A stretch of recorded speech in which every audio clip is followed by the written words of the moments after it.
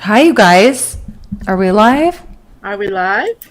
I think we are. Ooh, the little intro worked. Yay. Okay. Let's see. Sorry about that. Sound, everybody. Somebody could tell us how the sound is in the chat. Yeah, let us know if the sound is working. All right. They say. Okay, so all right, you guys. First of all, thanks for coming. I have my two good friends here, Cheshire Viq and Claire Bear, who you guys all know. And today we're just going to kind of go over the new, I guess not new allegations, but the allegations against the 90s rocker Marilyn Manson. Or I guess his real name is Brian Hugh Warner. And he's 52 years old, which is kind of crazy to think about. I was a 90s kid, or I graduated high school in 99. So just weird to see this whole thing brought up again. You guys want to introduce yourselves? There. And you've seen me here before. I can't wait to do this about Manson. I've been working on this for a few weeks now, reviewing everything, and I need to do a catharsis. I need to get it all out. We need to address this. Yeah. Hello, yeah, I'm Chesh. I do art, and I do, I guess, commentary stuff on and a lot of analysis, I guess, of just social situations. That's a good way to put it. Analysis of social situations. Excellent. That actually comes in handy, especially for what we're talking about today, because as we discussed earlier, we're quite a ways from the 90s when you think about it, after, post the Me Too movement, post Weinstein, and that case being adjudicated. It's kind of a different world we're living in, so when it comes to the whole bondage thing, the BDSM, the reason that I kind of pointed that out is because that can be something that people do in the safety of their own home and their own sexual, experiences, without being. And a lot of these people who've spoken out that practice the BDSM aren't particularly happy that they're kind of mushed in with Marilyn Manson, who because you can't really blame them, because it's all about consent, right? And it's all about mutual conversation and. Is there anybody who doesn't know who Marilyn Manson is? Oh, good question. Anybody not know who Marilyn Manson is? We'll give you a brief update on. Yeah, go ahead. He was a very large, very well-known, and very controversial musician at that time, and he was very controversial in that he kind of presented and brought forth a lot of what people might say is BDSM culture, or kind of the more darker sides of humanity, and sort of made them front and center, so that they could and ought to be accepted as it's fine, it's normal, it's not problematic, it's not a big deal, it's not hurting anybody. And so it's kind of odd to see somebody who was such an icon at the time that was so progressive in showing things that are not harmful, that he's now alleged to, or people are accusing him of doing things that are harmful in the background, which is when the BDSM community may have once upon a time sort of looked up to him as a good example of listen, look, BDSM is not harmful, rock music is not harmful in itself.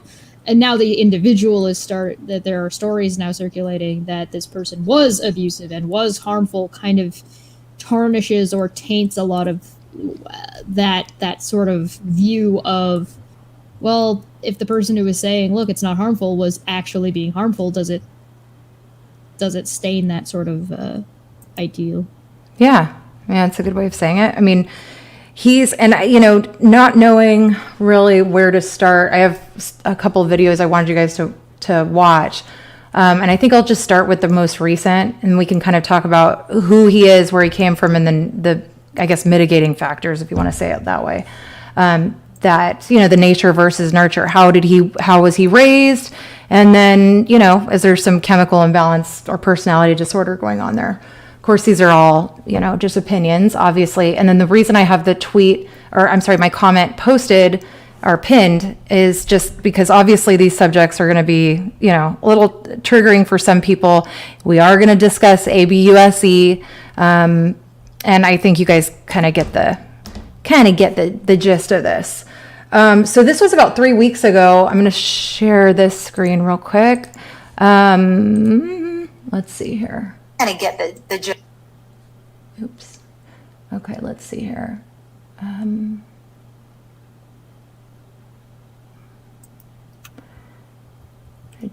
It also didn't help, like, at the time that Marilyn Manson sort of had, because the reputation he was trying to build, people were trying to slander him at the time. Yeah, so right. If it was, this is the problem with false allegations. If somebody falsely Me Too somebody, right. Like, I don't know, maybe one lady we may or may not have talked about on this channel before. Yep. She's also a narcissist. And it takes credence away from people who are actually trying to bring forth allegations against somebody, and it makes that a lot more difficult, especially in the 90s. Yeah. Yeah, especially in the 90s. I mean, it was totally different. I mean, he was such a. I've told this story before, but my dad kind of thought he was really cool because, when I was in high school, he thought, look at this guy. He's comes from a religious family.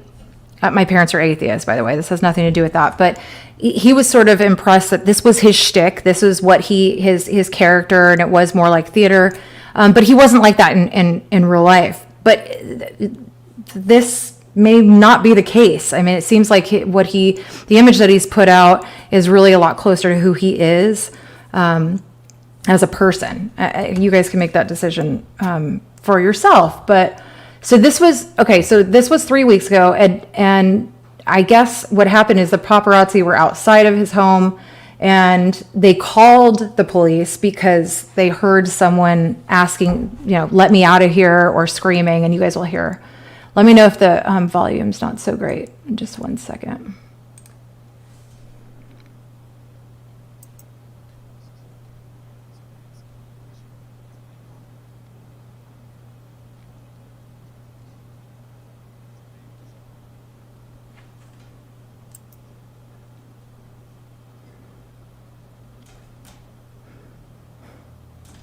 We're not hearing the video. We can't hear the sound. You guys aren't hearing it? Oh, shoot. Okay. I'm I'm not sorry. Hear it? Can anyone in the chat hear the video at No, all? I checked the chat also. Okay. Yeah. I think I know what I have to do to fix that. 1 second here. Sorry, you guys. Okay. 1 sec. Okay. Share 1 second here. Oh, I got it. I know what I did wrong. Okay. Here we go. All right, this should work. And I think it's at 1:36. Okie doke. Here we go. There we go. We're good now.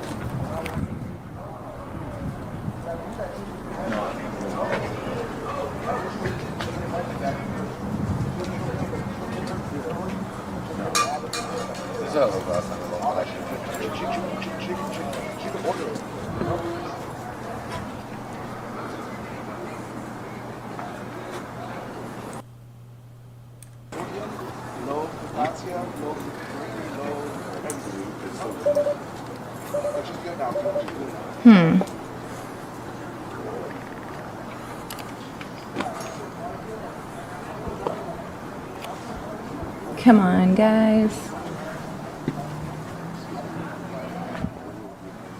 Sorry, it's a lot of dead air, but I'm not sure. Here, I think it starts right about here. Hey, officers, we heard someone inside shouting they wanted to leave. No, they're in. But They're in. You heard someone be shouting they wanted to leave, but someone wouldn't let them leave. this place or over there? This place. We can set up like the shafts and stuff.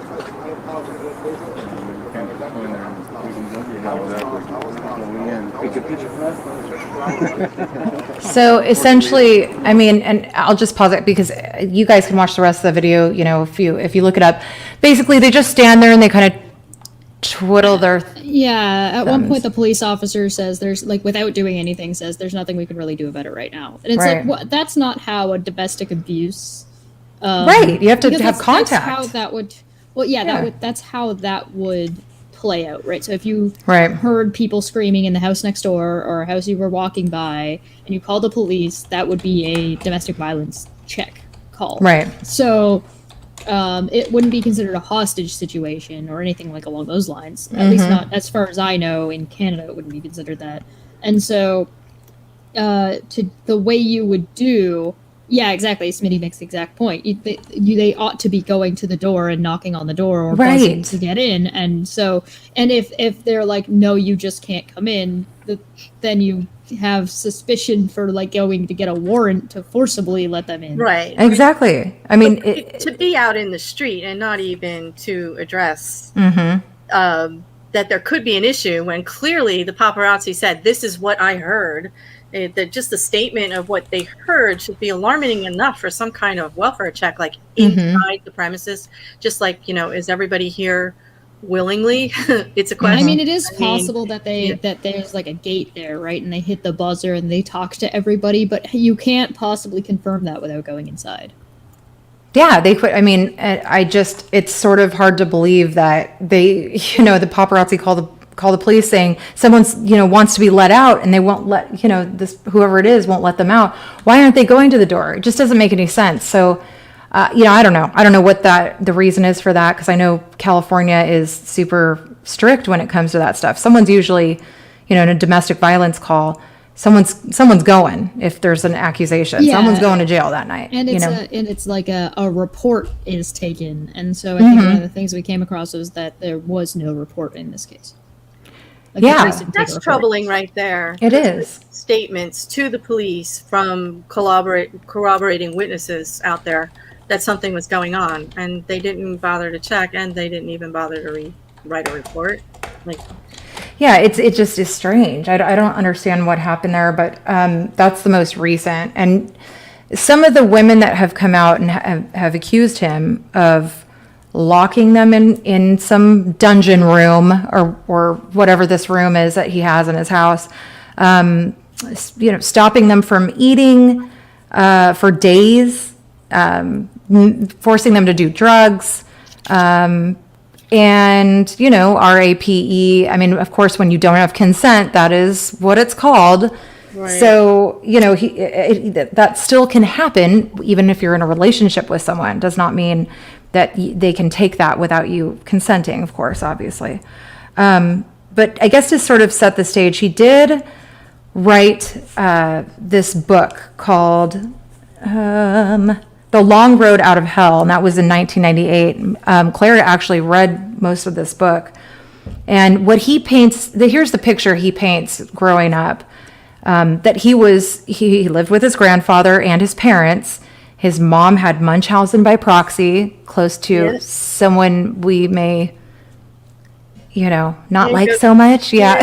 go for it, girl. I mean, I hate to, Bubbling right there. Yeah. Yeah. I'm not saying KJ is, you know, but that's been alleged at least, that she may suffer from the same thing. I'm not saying she is, but Marilyn Manson's mother was diagnosed with Munchausen by proxy, and he actually went through quite a bit of struggle because she was constantly taking him into the doctors and Yeah. you know, medication that he didn't need, and he believed all of those ailments were true, but they weren't. So that's kind of one of the things. Now, his grandfather had some weird sexual kinks when it came to. Grandfather had a pleasure basement of his very own. Yeah. He fit for his own needs, and no shame. I mean, that's the thing. Believe me, we're not judging anything here. To each his own. Right. Is conversation, consent, and non-violation. That kind of stuff. Anything. I'm sorry. My concern with this idea that this room exists, which I don't know, do we have confirmation that this room exists? In all the It's just their word. They're mentioning it, and it is in the autobiography. The book starts with it. That seems to be the problem. So yeah. So the thing is, when you have, there's a couple of factors that kind of go into this. One is that Marilyn Manson is a big name, and he's somebody that you recognize. And if you're a fan, you're somebody who might end up sort of starstruck that he's even talking to you. Right. And you could be invited to this place by him, and you're like, oh my god, this star is inviting me to this thing. Holy shit, of course I'm gonna say yes.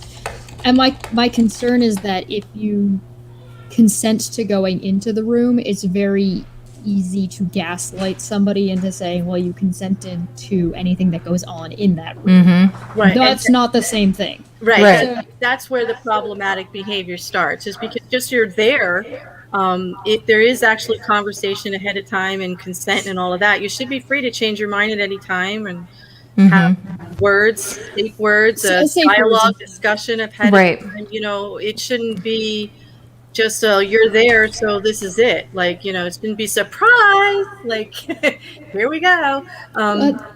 There's also a degree of like of having like personal responsibility on the star's part to understand that if people are starstruck, that is not when you're asking for consent and having these conversations. This conversation should last long enough for them to get over that. Yeah, but but it's also on you to recognize that if you are starstruck, that if you're like, let's say you're back in the day when Aerosmith was huge, back in the 80s.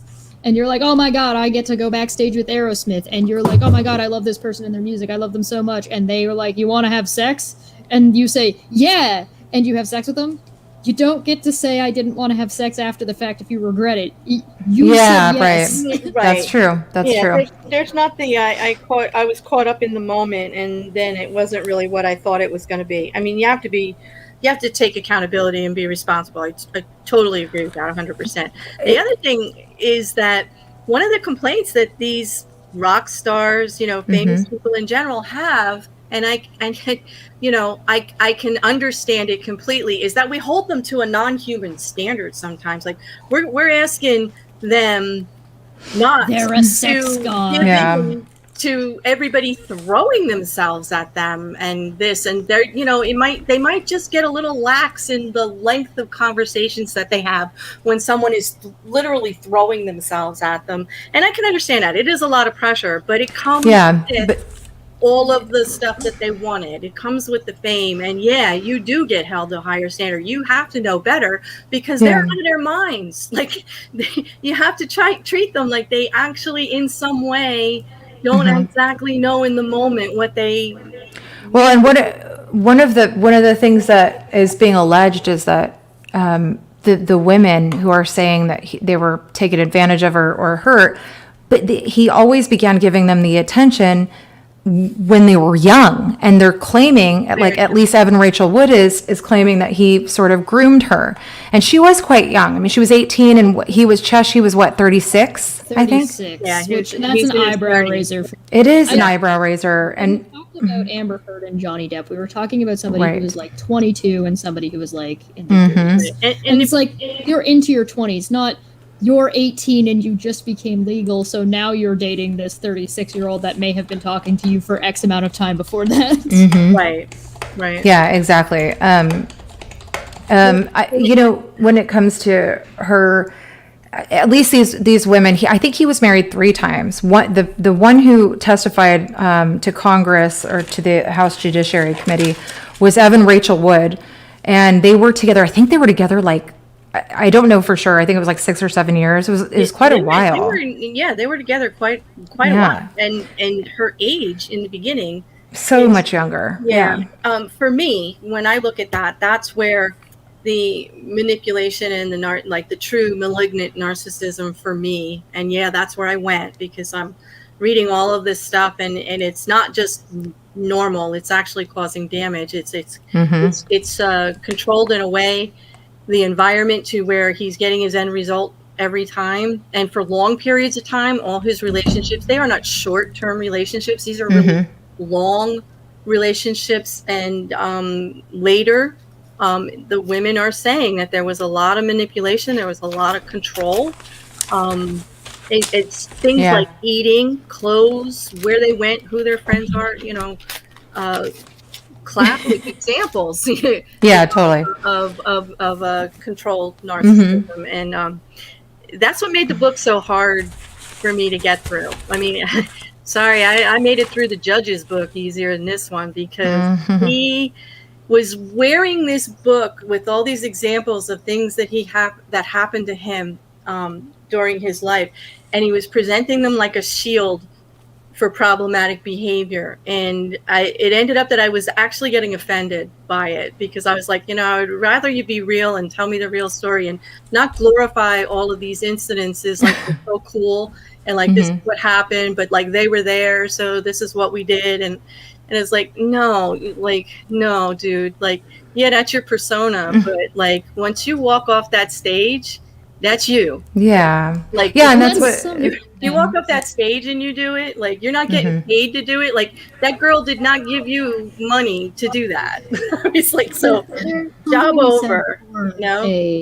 Somebody who plays such an extreme character on TV or on stage or during interviews or yada yada yada. And part of Marilyn Manson's appeal once upon a time was that he would appear a certain way on stage, but then when you spoke to him, he was very eloquent and intelligent, so he wasn't just some rage monster. He gave great interviews. He really did. He's a smart guy. I mean, he's a smart guy for sure. Yeah, but that kind of, I mean, at least, and those things are considered, or should be considered, the sort of mitigating factors that he's he actively was trying to be a good example. He was actively trying to be like, hey, listen, just because I look a certain way, or just because I dress a certain way, or just because I'm interested in this specific thing does not make me a bad person. And now to have that getting turned on its head by allegations that it's not even just the allegations, it's what he's saying is raising alarm bells, as well as individual behavior that is also kind of like little red flags that are popping up, as that would be red flags on their own without the allegations. Even before the allegations, he had to fight against all of this criticism just for his type of music and how he presented himself. And parents were in uproars that you couldn't listen to it. And, organizations were coming out at him. Look at everything that happened to him about Columbine. That was one of the times in his life that he had a relapse, because he got dragged into that whole thing because of relapse from cocaine, right? Yeah, so he was in and out of So he had a relapse during the Columbine event, because he got tagged for a lot of it. He became the face of these angry youth, and everyone wants to blame someone, and at that time, and that's not fair. I mean, that has nothing to do with that what's kind of stuff is now. happening to PewDiePie right now. yeah, exactly. Yeah, it's I mean, that's the thing, is we don't know how much of it was kind of theater and that he was playing, or maybe he became the person that he was portraying. I don't know, but I'd always tend to err on the side of caution and believe what the women are saying, and they're not all women. So one of them was actually a security guard of his, and we kind of talked about this a little bit, who said that Marilyn Manson jumped on his back and then proceeded to sexually assault him, grab his nether region, if you will, And so, and that actually ended up in a $4,000 fine. Right. That he paid. He was he was groping this guy, and so it was almost like he became obsessed with power. You know, you see people all the time who become famous. What do you do after that? I mean, I could relate it to our last president, where you get you have a ton of money. What else is there to obtain but power and, I guess, land, whatever? You know, that eventually turns out to be a bad deal, because you're not easily amused anymore. It's like, how can I top it? There's something that happens with people where people do get bored. People get bored pretty easily. But there's also something that happens when you have like such an expectation and so much pressure on you. Now, this isn't an excuse, of course, for any like absurd or illegal or any whatever behavior or abusive behavior. But what it is that sometimes a person who is an actor or a performer will get literally lost in that persona. They are no longer who they are anymore because of they are expected to be this person, and so people start treating them that way. And if you're somebody who maybe does have narcissistic tendencies and you want that attention, it's so much easier for you to get that high, get that attention that you want by behaving like you do on stage. And especially if it's a matter of like, hey, listen, I play Santa Claus at the mall, but I also play Santa Claus at home for my kids, and I also play Santa Claus in every single play, and I'm literally spending pretty much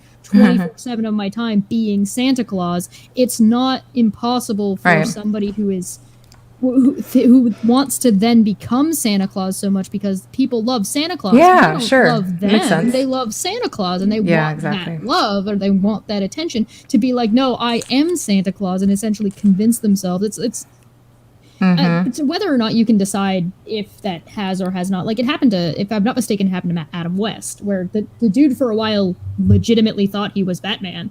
Yeah. And so it's you wouldn't be able to discern that just from this information. You would have to like do some serious psychological diving and have like a professional come in and work with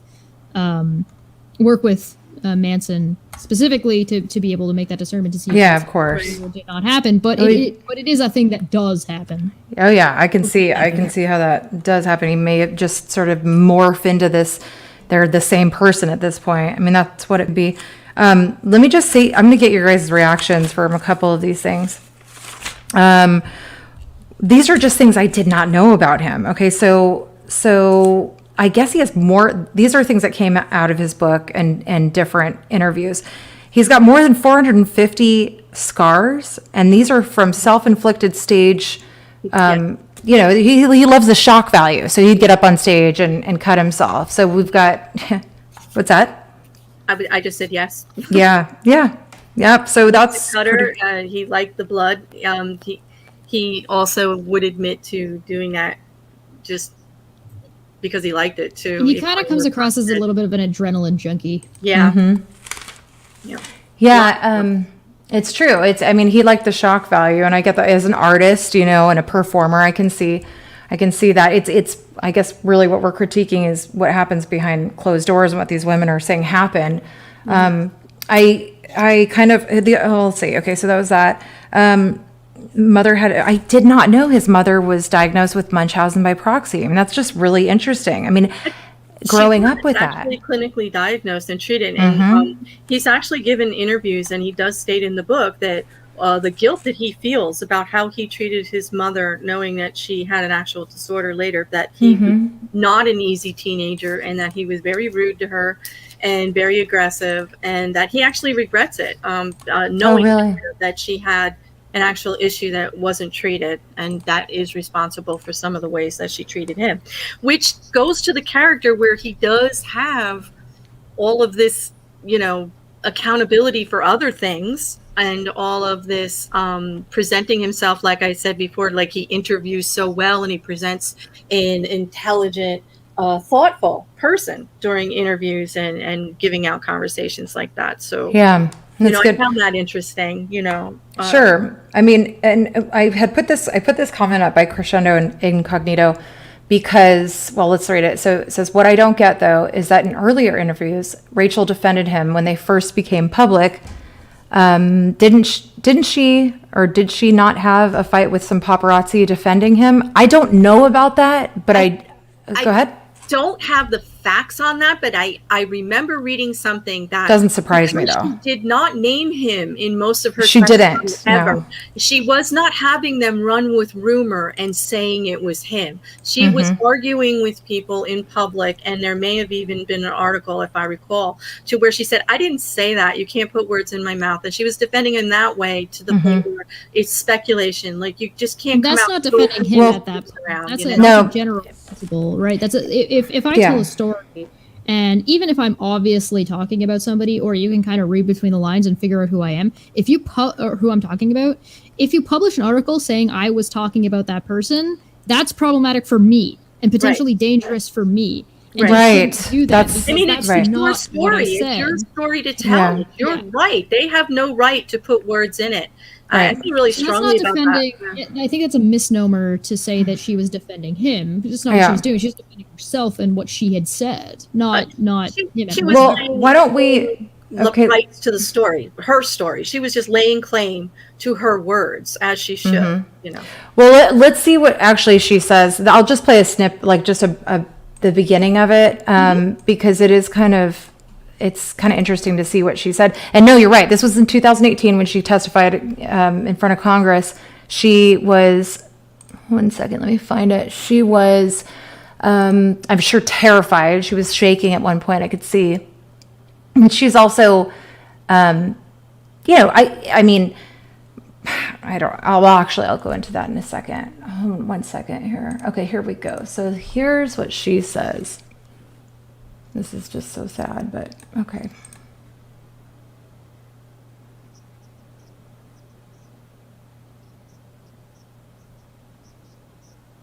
We can't hear the audio again. That's a good time. Okay. Give it a minute or a second. 1 second, I'll do it. Sorry, you guys, I'm still learning. Okay, share audio. There we go. Yeah. Okay, here we go. All right. Okay, this should be it. To the population of 25 million survivors in the U.S. who are currently experiencing inequality under the law and who desperately I'm not sure what basic civil rights. Language that is. I struggle to speak to you today because I'm not sure what words are appropriate when discussing this issue. However, if you can't hear the whole truth, you will never know true empathy, and I believe in the saying, if we have to live through it, then you should have to hear it. There are two specific instances of sexual assault and violence I've experienced that really stick out in my mind. In fact, they are burned into my brain, branded there for life. A mental said it was scar that I Dutch. feel every day. Oh, did it? My experience with domestic violence was this. Toxic mental, physical, and sexual abuse, which started slow but escalated over time, including threats against my life, severe gaslighting and brainwashing, waking up to the man that claimed to love me raping what he believed to be my unconscious body. And the worst part, sick rituals of violence. So that's so disturbing. So she was not even conscious. I mean, it's so disgusting. Or she was, and he thought she wasn't. Yeah, which is just as bad. My God. So she was obviously really brave to get up there and talk about this. But you guys have to remember that was in 2018. And she had not even named him that yet. Now, there was a tweet later on, and I think on Instagram, that she and the girl's name is Dita Von Teese, had both admitted that that's who had done it to them. So it has since been admitted. And that's this year, right? I mean, that's years after this testimony. Yeah, a couple of years, yeah. So just really sad for them. I mean, that causes, PTSD. I'm sure she's really going through it. What do you guys think about what she has to say? Also, I guess there's some ex of Keanu Reeves. Her name's Jennifer Saime, or I'm not sure how to pronounce it, but he had been giving her drinks all night, and she ended up, I guess, dying in a car accident that night. That's the one that the mother was trying to sue him, saying that he encouraged her to leave. And he claims. Yeah. What did he say? He said that he said he had arranged for her to have a safe drive home, and we don't know how that was. Like, there's nobody's coming forward with any receipts, and we're not saying it didn't happen, but I don't understand why the the family could be suing Right. if he put her in an Uber or with a chauffeur or someone, Yeah. I am going to be so upset and so very sad if anything like this comes out about Keanu Reeves. I know. I hate even saying his name in this whole thing because I love Keanu Reeves too. But I guess this woman, not this Keanu, no, the Jennifer girl is Keanu's ex, and that's just, I know, I hate even putting his name because he's so amazing. Bad karma. Yeah, she ended up being, killed. She was killed. So I'm sure her family's pissed, and if he were feeding her full of drinks, who knows what happened there. But it's one of those things that he kind of, more controversy that he has around him. The other thing is, he claimed he smoked human bones, and that was in New Orleans. He had gone there and gotten into some grave, I guess one of the above ground graves, and smoked. And here's what he said about it. He said, "My eyes hurt, it made me cough, and I really didn't like it." Something to that effect. It's like, I'm wondering all if right. he even did it. I think that was theatrical because like has anybody heard any stories about like how beneficial that would be? Is that like some new thing or something I missed in my No, youth? I don't know about that. But he did admit to it. Yeah, and he said it sucked. He didn't like it. The thing that you're running into too, that's a problem with a lot of these stories or allegations, is that I feel kind of rude calling them stories, but because it's a matter of nobody here is like against Marilyn Manson and nobody here is like against victims either. Absolutely. It's just a matter of there's a lot of red flags going on here. And you don't want to take these allegations just on face value alone, but you want to listen and hear and pay attention and see and take it seriously. But on top of that, it's having anybody who's got like sort of like a buyer's remorse about having sex with a celebrity. You don't get to retroactively rescind consent. That's not how it works. But at the same time, you also can't, it's not okay to consent to one thing and then have other things pushed onto you and then get gaslit into believing that you gave consent the whole time. Like entering that room is not consent to necessarily everything that happens within that room, but these are conversations that you need to be able to have. And if you can't have these conversations, like, an 18-year-old probably can't have these kinds of conversations because they don't know what they're talking about because they're 18. Does that mean they're not an adult? And they're going to be starstruck no matter what he says. They're going to be like, cool. Like they know nothing even if they're not. You could actually take the starstruck bit out of it. Right. You can take that out, because if he's 36 and she is 18 and they've it shouldn't be happening at all. Any period of time before that, this is immediately like you are raising my red flags going off left, right, and center, to the point of, if this wasn't one of the problems, this is the 90s. Yeah. A lot of these allegations are from a time when these things weren't handled properly the first time. Right. And so that's why they're coming back again. And so if this was something that had just happened, you would just subpoena his cell phone. You subpoena their phones and their messages, and you look at their messages and see if he was talking to her prior to X time. Done. Problem solved. You'll be able to get and find that information. But if you're talking about something that happened in like 1992, you're not going to have that information. You don't know. Processes for reporting and even being taken seriously just did not exist. Yeah, it's true. I mean, it was a different time, that's for sure. I mean, it sounds crazy because it's just the 90s, but yeah, it was pre all of these, the Me Too movement, and it's alone, that was a big deal. Okay, I'm going to kind of switch gears. Tell me what you guys think about this. I know this is going to be another disturbing thing because I don't even like to say it. As you guys know, on Cheshire's channel, we did do a video about Johnny Depp. And, well, I guess more about Amber Heard and our thoughts about her. But apparently Johnny Depp and Marilyn Manson were really, really close. And they have matching tattoos. Yeah. And I'll tell you what the tattoo says. It says, First start with, where is the tattoo, please? Like, I need information. Where is the tattoo? So they got matching tattoos saying no reason on their wrists, on the inside of their wrists. On the inside of their wrists. Mm-hmm. Yep. So I don't know, and maybe that's not something that that Johnny Depp is down with now that he knows these things. I don't know. I just know that the two of them were close and they have these matching tattoos, which is kind of like, oh man. Yeah. I want to know what it means. They never said what it meant, huh? What it meant, I don't know. I guess I could look. It just says no reason, so I would guess there's literally no reason. They just probably like a very broad statement there. Like, I would be like, I must research. I'm taking that one back to the library. I know. I didn't. I need to know. I need to know why Johnny Depp is wearing that tattoo with If you Marilyn. learned anything from Johnny Depp and Amber Heard, though, it's that you should not go based off of allegations alone. You need That's right. more than just somebody's word on a situation, especially retroactively.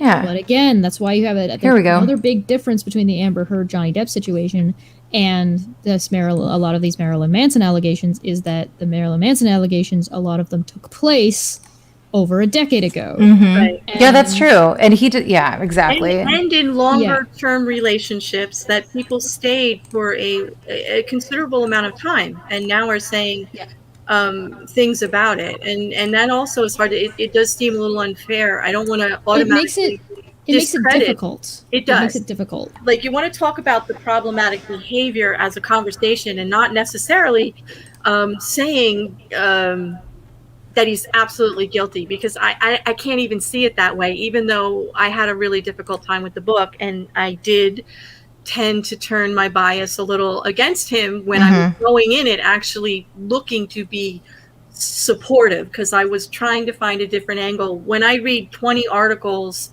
all against him, my natural instinct is to say, no, I can't go with the flow here. I want to make sure there's nothing else. So I really did come at it like a little different, but it was really hard to stay there. Yeah.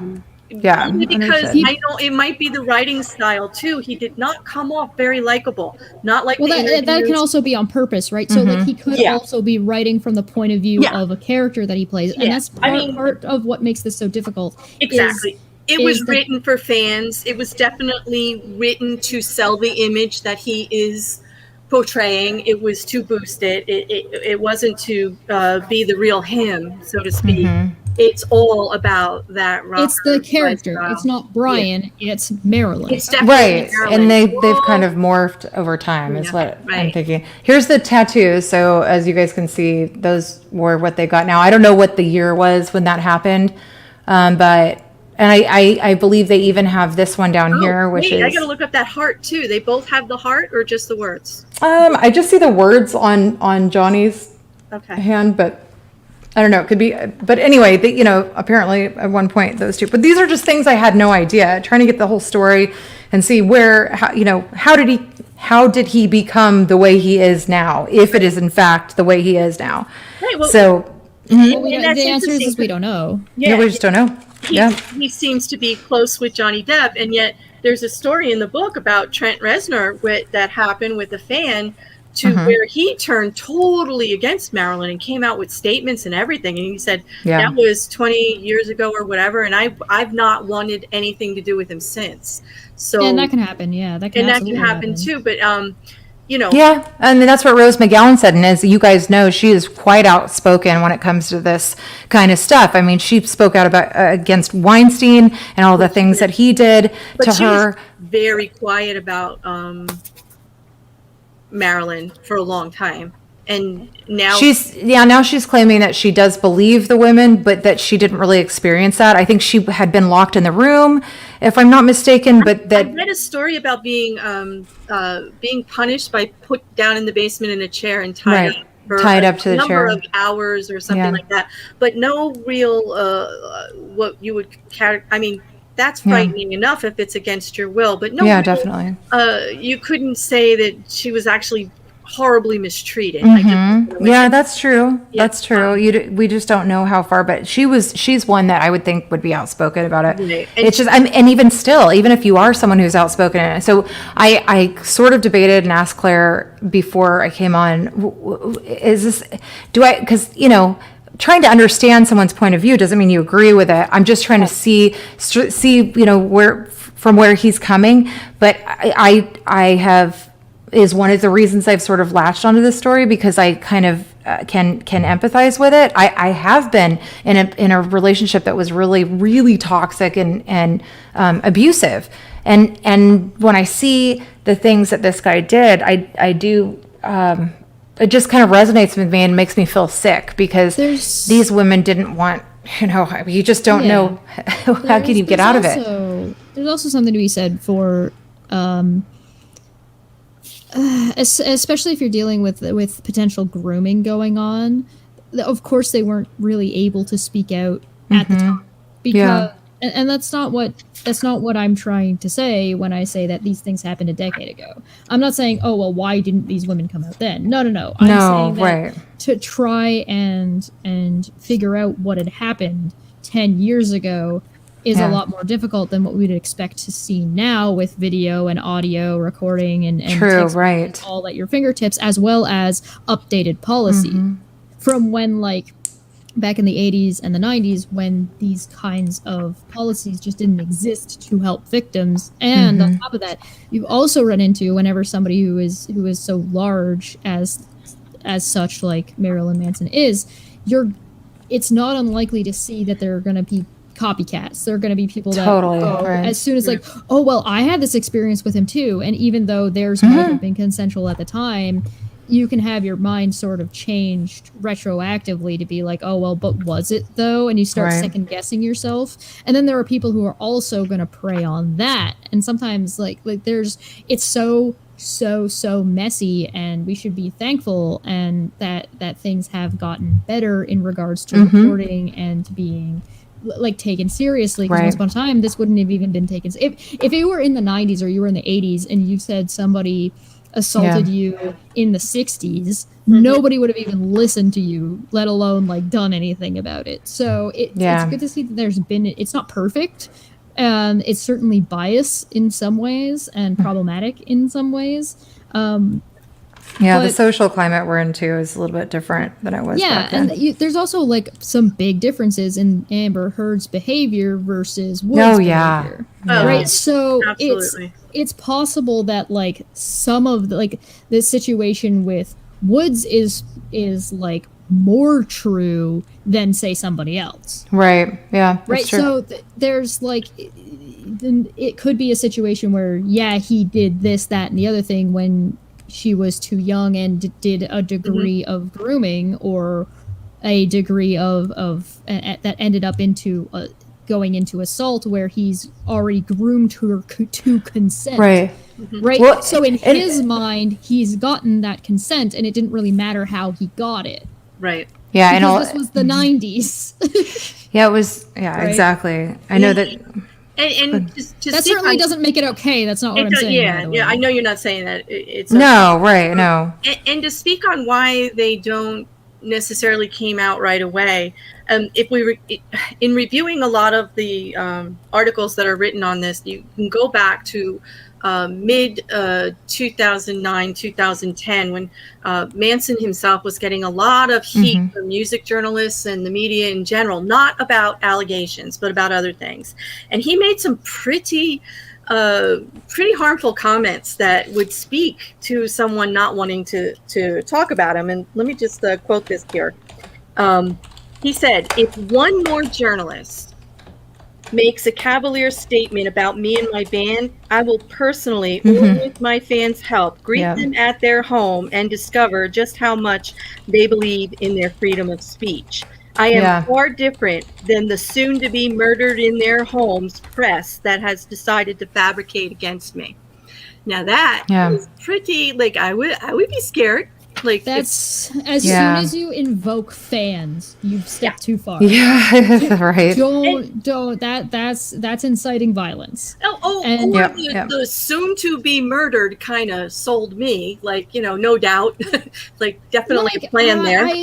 When you're playing a character, because you have to think about how much of that is for the right, show, it's real, right? How much of that is real, and how much of that is just lashing out due to frustration and venting, versus the line for me is not really how aggressive his verbiage is, because people can be aggressive in their verbiage, and it's still just that verbiage. Invoking fans is that line, because you don't. But if you're in that situation personally with someone and you're starting to feel uncomfortable and you hear that that's how they're talking out in public and around, if he may be saying things like that on a personal level too, I can understand why you're not speaking out. I mean, I would have a hard time at that point differentiating between the man and the famous guy. Like, there's I also would be having issues. There's also a degree of like women who are, or a man, it doesn't have to be women, people who are attracted to danger.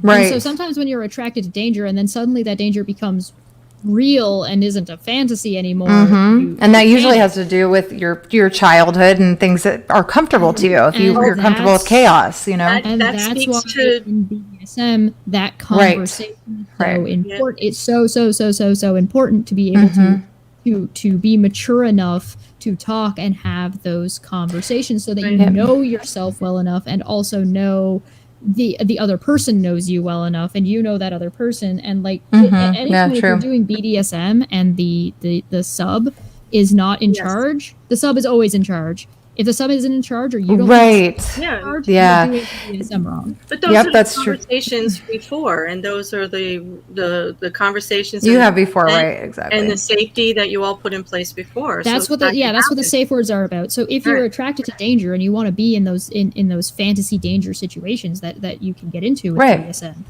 that's fine. You can get into that, and that's why you have those safe words ahead of time. So that way, if it does go too far, or you start having maybe a panic attack or something like that, you have that safe word, and you practice that safe word, and you say that safe word, and it stops.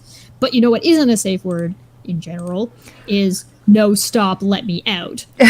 Those are usually not the safe words, because that's you know what's funny? What I learned is that in looking at the whole bondage, discipline, dominance, submission, and the sadomasochism, which I guess they've kind of moved away from these days, the safe word that's typical, I don't know anything about this, is red or yellow.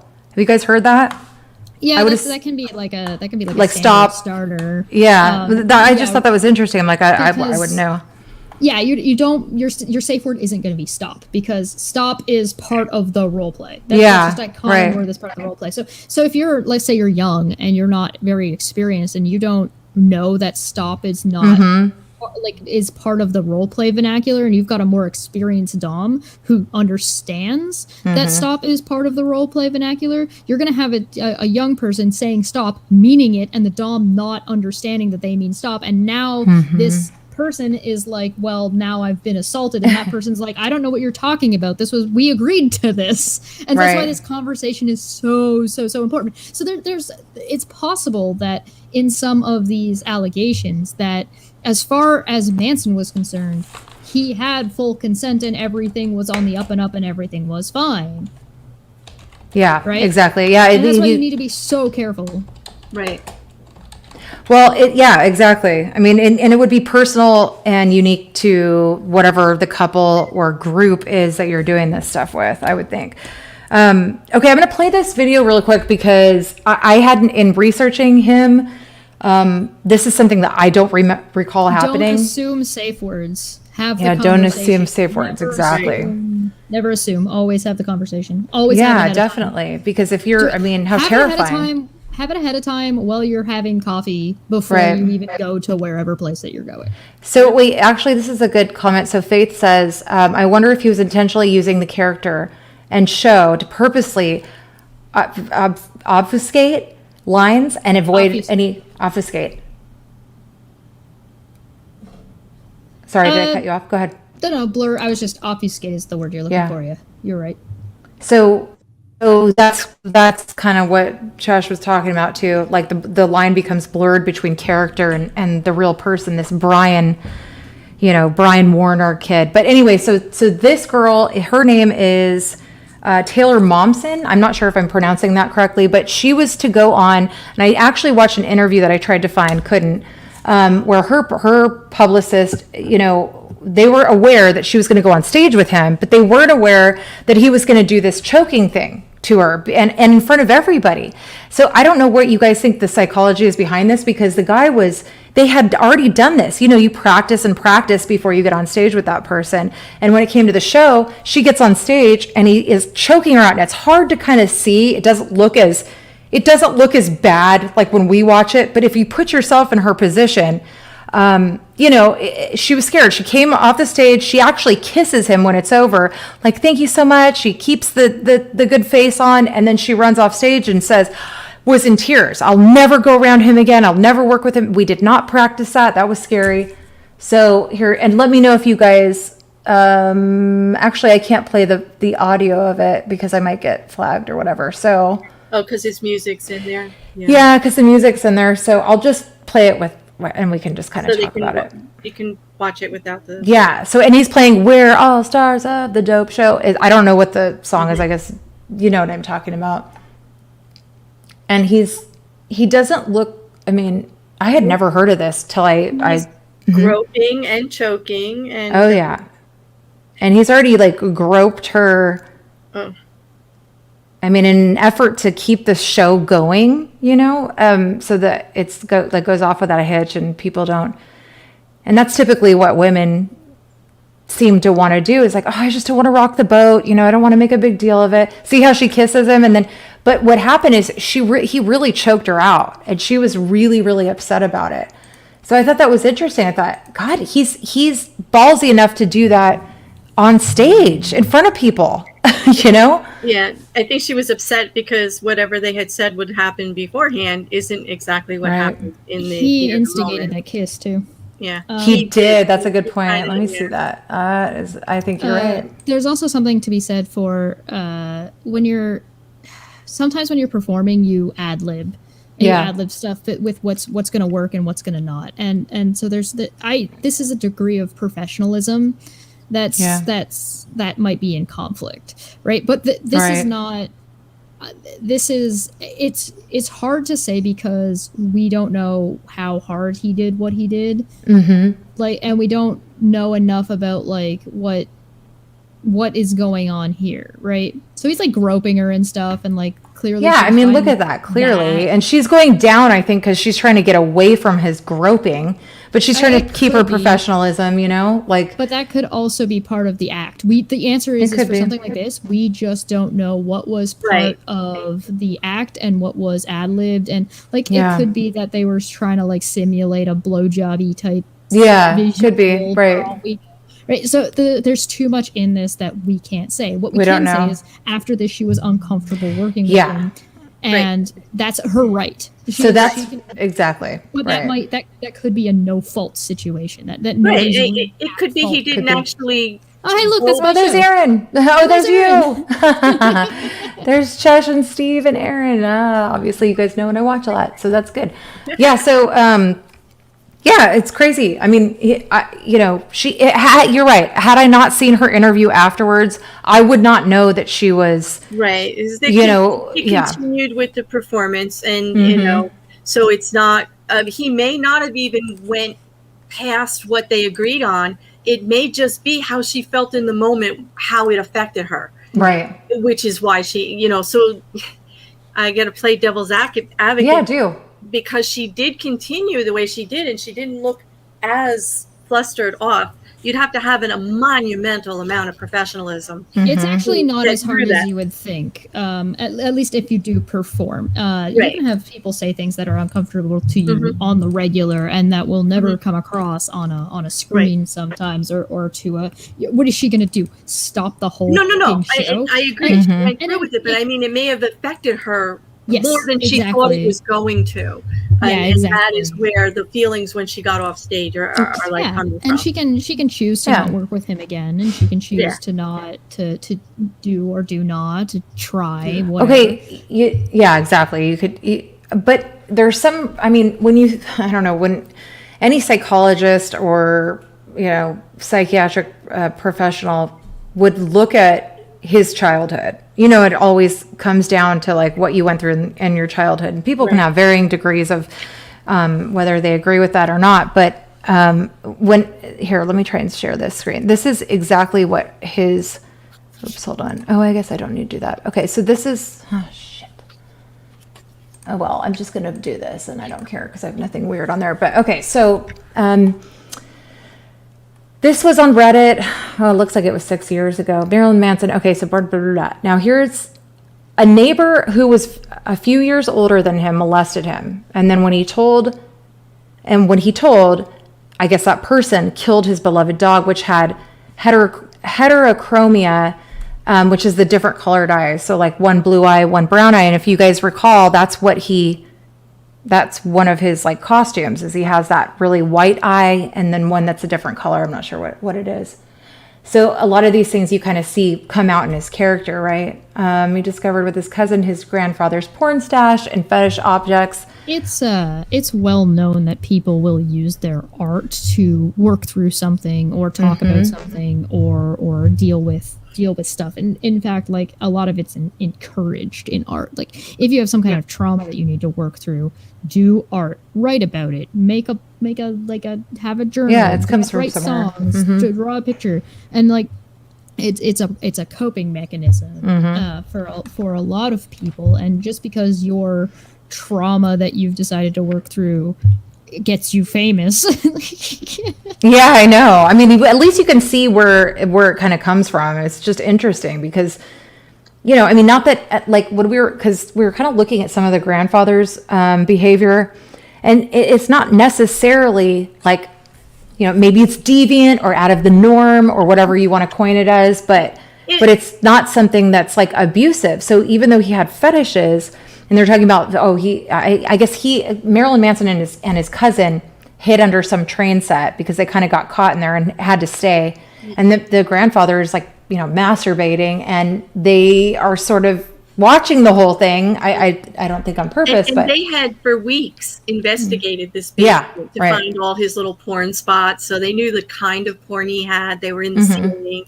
They knew all the spaces, and they were under the bench. He had a bench laid out that had carpeting over it that he would sit on, and he had train stations and trains. But it sounds like they're invading his privacy. Right, exactly. They used to go after meals and after school, and they just what were they, like 13? I may have the age wrong, but I believe they were around 13 or 14 at the time. And it was something they were as they, curious that age, checking it out. It's like a gold mine down there. It was like, they were checking everything out, and then they got caught down there, and they did not want to get exposed, so they hid and watched him do his thing. In his defense, by himself. Oops. He had no animals down there. He didn't have women tied to chairs. He didn't do any of the types of behaviors that Manson is being accused of now. Okay, so I'm having a hard time finding where this became so deviant for him. Like, this is the issue that he wears in front of him. I do think there is something that you can't. That's not a shield for no consent. End of story. That's right. Yeah, absolutely. I'm sure Grandpa gave consent to himself. I'm sure there is no trauma that can happen to your life to justify no consent doing things to other people, right? Because that's not on them, and it's on you to deal with your issues in a productive, safe manner. That you have to take responsibility of that. Now it can help. It helps it understand you. Right. They're mitigating factors. Right. You can kind of empathize with the person, but I mean, the exposure maybe started him on a path, but to wear it like a shield, you can see how I got off the rails reading this book, because that just did it for me. Like, this is it. Like, this is the reason. What does that got to do with tying people to chairs and all this other abusive behavior? It doesn't have anything to do with it. Like, alleged, because again, we're still in the yes, true. Allegedly. Like, we don't. Allegedly. We could have a whole nother. The main thing that I'm finding that is red flagging to me is that 36 and 18.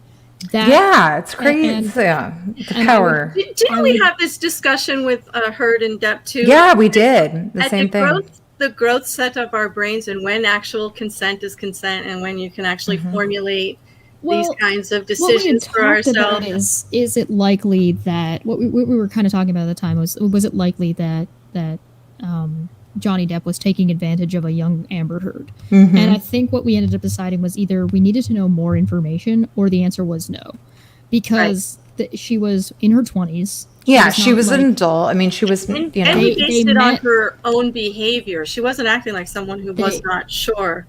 Well, they met on set.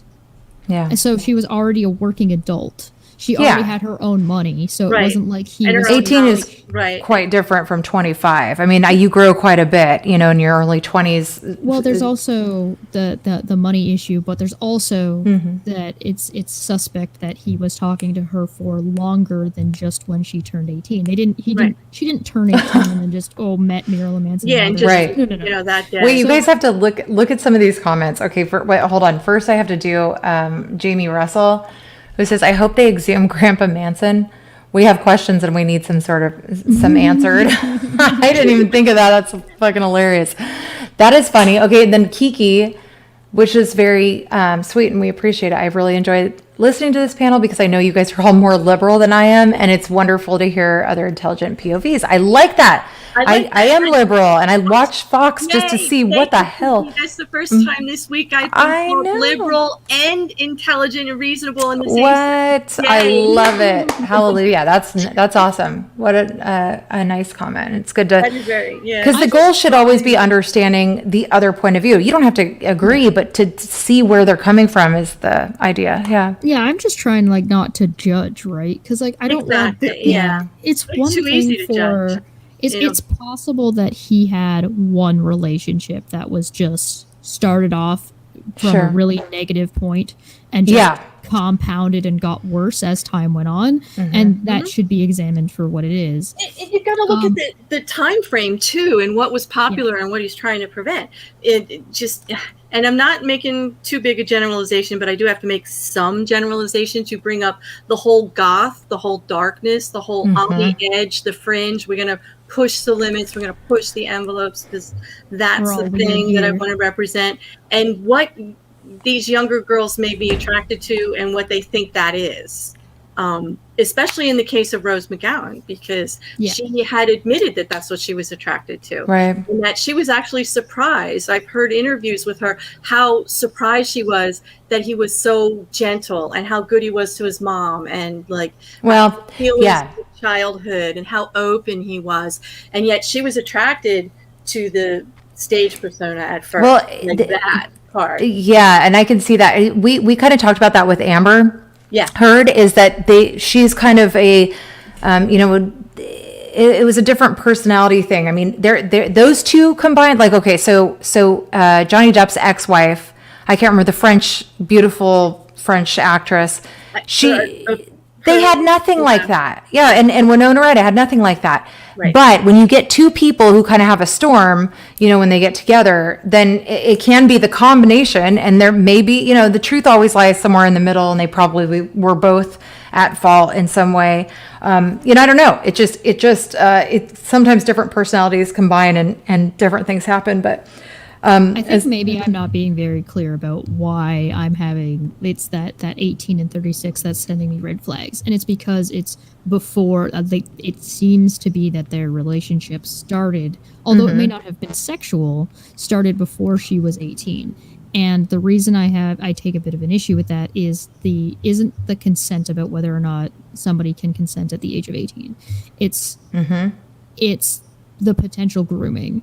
The potential grooming to get somebody as I'm not talking about the age of consent. I'm talking about grooming being the problem. Right. If you can, because this doesn't have anything to do, because you can do this with money, you can do this with power, that you can do it to somebody who's older than you.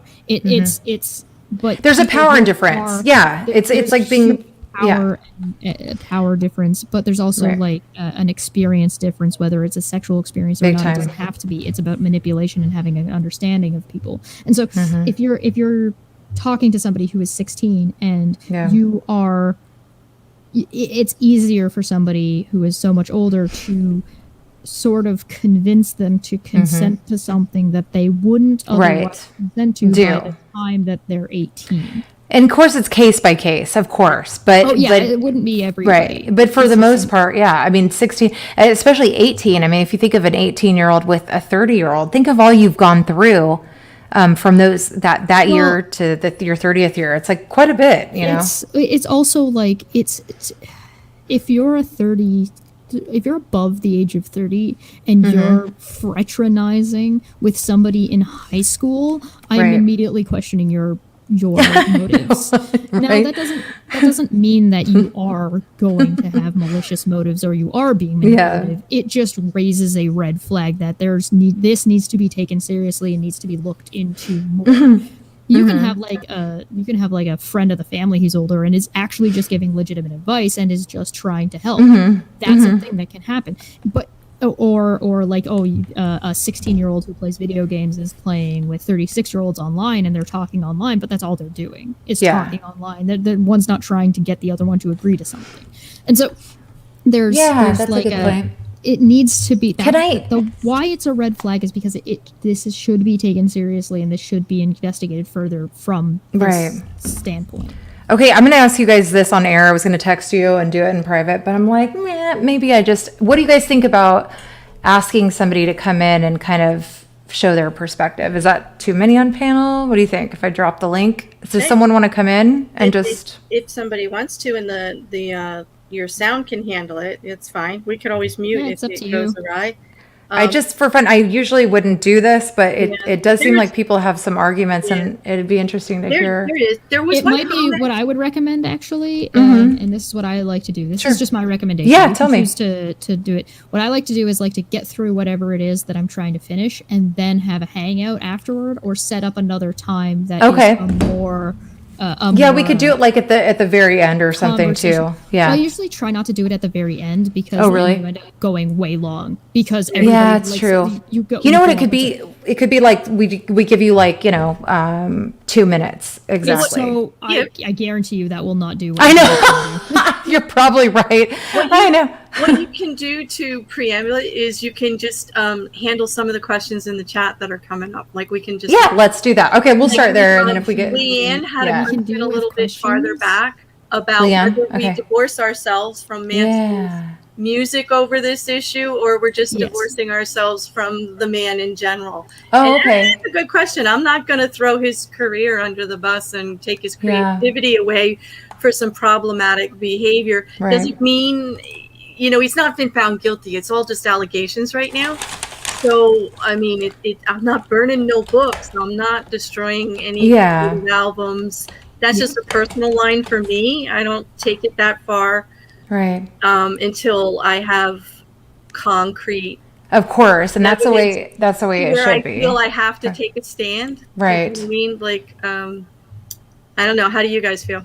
Yeah, no, I appreciate that. And I just want to say hi to certain people. Jamie Russell, Smitty, Maya's here. Yay, Kiki, moderate extremist, who we love. And then Leanne, who I don't know, but I'm so glad that you're here because you do have an interesting perspective. I think there's, when it comes to whether or not you can appreciate somebody's music or somebody's art outside of who the person was that created the art. It kind of depends on whether or not you're dismissing the behavior or whether or not they're getting sort of still being rewarded for that behavior. So if you're willing to dismiss the behavior and still pay them money, because you're like, I don't really care about all that stuff that's going on in the background. I just want your music. I just don't think our legal systems, including Canada or America, handles stuff like this very well. It just does not when it comes to copyright and when it comes to stuff like this. Because realistically, and it comes into like how you feel about capitalism. So like if you were to take away, let's say hypothetically that all of these allegations are true. Hi, Lacey. Everything goes to court and everything comes to fruition. You find out like, yes, everything that everybody said or alleged against him is true. He's a horrible person. He's a monster. He should be sent to jail, and he goes to jail. Well, if he still owns the copyright to all of his music, everything that gets sold while he's in jail still goes to him. But would it be viable to have that not be the case and it goes to a charity? Yeah. Well, that's a good thought. Now you're stepping on so long, copyright about who owns. God, that would be a great PR move for him, though. That's a really good point. And actually, now I kind of want to ask you guys what you think about. Well, let me ask you this. With regards to the Columbine shooting, because if you guys all remember, that's when his music was popular. Remember with, and I can't remember their names, Daniel. But anyways, you guys remember the Columbine shooting in Colorado. Mm-hmm. So do you guys think that it was fair that he was blamed just because those guys listened to his music? Absolutely not. Me too. What they did. I mean, it's not like he told them to go do that. That was. I don't believe in that kind of blame on him, just because of the way he dressed, the music he presents, and all. I just happen to value individual accountability greater, even for a teenager. Like, I don't want to set that precedent that, like, hey, I listened to the wrong kind of music. It's kind of like the old movies. Like, I'm going to date myself here. It was like stigma of Reefer Madness when it came out, that you're going to go crazy and you can't be held responsible for anything that you do and everything. So, and that's just not me. I'm never going to agree with that. I even in uncontrollable situations, you do have a molecule of accountability and control to do whatever you can. And I don't think putting him on that, I don't think putting that on him is fair. Yeah, there's absolutely not. It's art. I mean, whether it's art, right? His music, whether we agree with his persona, that's art. That's him expressing himself creatively, and I'm always going to fight for his freedom to do that, even if I don't like it personally, even if I find it mildly offensive. It's I would probably say that there is zero reason why. Right. Marilyn Manson would not be allowed to produce music while in jail. Now, he might not be able to, have access to all of his mixing equipment. He might not be, but he could still have a pen and paper and write lyrics. Right. He'd still be able to to create. I don't think it's a good idea to remove people's ability to express themselves. I think that's just a bad idea. Definitely. I also think that it's reasonable to point the finger outside of at anybody except for the people who are responsible, and the people who are responsible for those kids are those kids and maybe their parents, maybe depending on how old they are, and you'd have to look at that on a case by case basis, because the blame would is in some cases it isn't. The blame would fall on I'm sure several people, not just music, which is ridiculous. You've also got people who are just pushed into a corner and they don't feel like there is anything else that they can do except lash out in this kind of a manner. So, and that's that they're still responsible, but now you need to look at the system that is allowing these kinds of problems. And so, agree. You can't just point at Marilyn Manson, who doesn't even know these kids, and say, "Oh no, this is your fault." Yeah, that was totally unfair. People were doing that to people do that to D&D. People do that to Eminem. People do that to it's just video games. And there's no it's not even who could even sue. It's not defamation because they're both, that's a fact. They listen to his music, but can he be blamed for that? Of course not. I totally agree. Adams makes a good point. I think R. Kelly is an extremely talented songwriter, but now when I hear his songs, I can't help but wonder if he was writing them about kids. I think it's a really good point, because sometimes the behavior of an artist can ruin the songs, because now you have a context to those things that you didn't have before that could be really, really messed up. Oh, that is so true. Go ahead. The song that he did about I Want to Kill You, like they do in the movies, that he told everyone was about Rachel, and she had to live with him. He did say he wanted to bash her head in. And he said he had dreams repeatedly of using a sledgehammer on her skull. while they were in their Scary. relationship. He said that to her and in public interviews. So that's a little different, like that is taking personal responsibility for your art and making it an issue with your partner. Right. But in some cases, yes, and in some cases, no. It kind of depends on. But on the I mean, to situation, right? to his credit, he never did that. He just a song. It's just a dream. Action is actually taken. but- There's a difference between expressing your frustration or your anger with your partner or Right. some kind of fantasy that you have versus Exactly. actually living out that fantasy, because that's what that hard line is. And you see this with jokes all the time. People will say, oh, well, that joke is inappropriate because it's encouraging this behavior. And it's like, no, it's not. It's a joke. As long Right. as it's not, the difference between what's okay and what isn't is the action is not okay. The joke isn't the action, so the joke is okay. The Right. fantasy is not the action, therefore the fantasy is okay. And it's just, this isn't a Yeah, great fantasy. line. That's, This is a hard, easy line to find. It's, did you physically do something to somebody that they didn't consent to? Yes. Well, and that's wrong. The question of whether, the where does Brian Warner begin and Marilyn Manson sort of end? That line, it really isn't. I mean, we can speculate on it, but he's the one who's going to have a hard time finding out.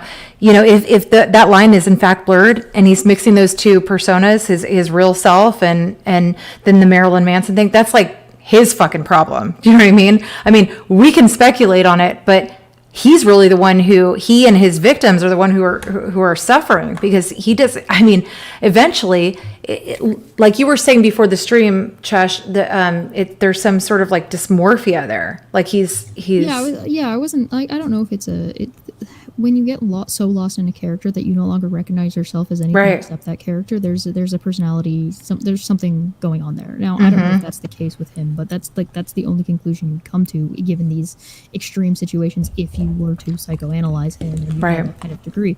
But Modern Extremist that you've got pulled up there makes a really good point. Yeah. Like if that were the case, I would Alice Cooper, who pretends to be Manson, predates Manson's shock rock persona, would be guilty of setting the standard, and he isn't. Yeah, no, Alice Cooper. There is a very clear line between where Alice Cooper ends on stage, even when he's performing off stage, because you can perform off stage, like if you're in an interview or if you like. I'm pretty sure Alice Cooper still does a radio show on Mondays. I think Monday nights, and so if that's the case, then sure. Then you've got people like Ozzy Osbourne, who has kind of like a mix of that shock rock personality in his real life and his. Don't they both not do real life, things but with chickens fighting, and bats? eating a bat. Yeah, that was an accident, actually. He bit the head off the bat. I don't think I think Jamie is trying to point out that would be a slippery slope fallacy, but it's not a slippery slope fallacy when you're talking about people's psychology, because I'm not making an argument that it is or is not. What I'm saying is that here's what we know. This is a thing that can and does happen to people, Right. not that it's going to happen to somebody if they behave this way. That would be the slippery slope fallacy. So if I was saying that, oh no, Marilyn Manson behaves this way on stage and therefore he's going to eventually become this thing, that would be slippery slope. Well, what I'm saying is that it is possible that because of the way personalities and the way human beings work, it's possible that if you start blending those things because of other factors, that you start losing yourself, which is a possibility, not a thing that's going to happen. So if Going I was to saying it's happen, going right. to happen, it would be a slippery slope fallacy. But because I'm saying it's a thing that can happen, No, that's a good argument, actually, because I was sort of leaning with the slippery slope. Because it is, we're talking about controversial topics in general. Right. It's not something that, I'm choosing my words carefully. So like behind the scenes, when Chesh and Claire and I are discussing this before we get on the stream, we're like, yeah, you don't have to think about it so much. But, so when you're with your friends, it's different. Right. Now being on stream, it's like, I'm choosing my words carefully. It's a little bit, you have to be responsible for what you say. Let me ask you guys a question. So why do you guys think, and this is for anyone on panel or not, he got away with it so long? If this is in fact true, that he has these violent, sexual tendencies, why do you think it took this long for him to really be called out? I mean, his book in 1998, huh? because he's rich and it's the 90s. right? I mean, is it that simple? It probably is, right? He's a celebrity and his power is far more than these women. Rose McGowan from before, she said it didn't happen to her, but she supports the ones who are speaking out, which means she may have some inkling it could happen. Not saying that, I'm not putting words in her mouth. I'm just, speculating here in my own opinion, just an opinion. But, and then even Rachel Wood, she did not actually name him for so long. She gave testimony. She did not put a name to the situation. She refused to do it. So there's something there to where they're feeling, it appears that they are feeling a little, I have to find another word. I'm going to use the word culpable, and it's probably not the best word for it, but they are feeling some culpability, sort of responsible for them being in the situation as long as they were.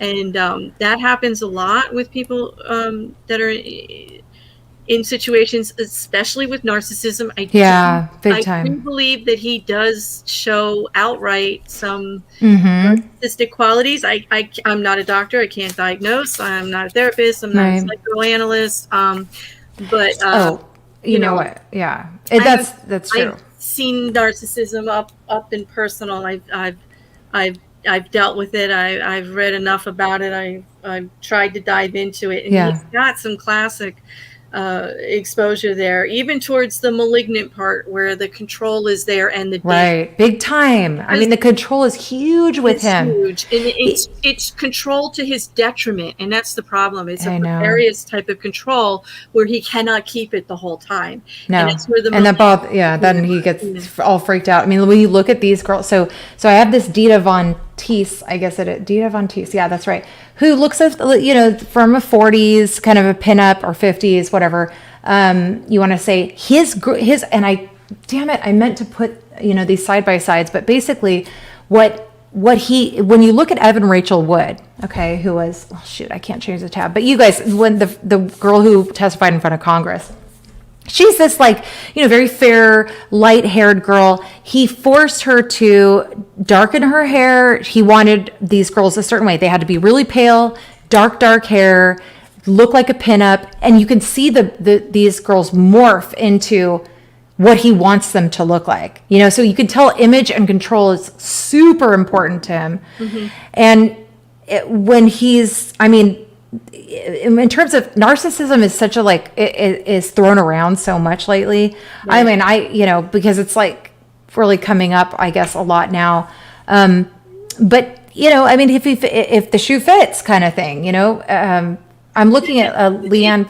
I can see how they get to that situation where it's kind of hard if they were talking to their friend and here they are willingly saying they are giving into, they're willingly participating in preference by dyeing their hair to become more attractive to their partner.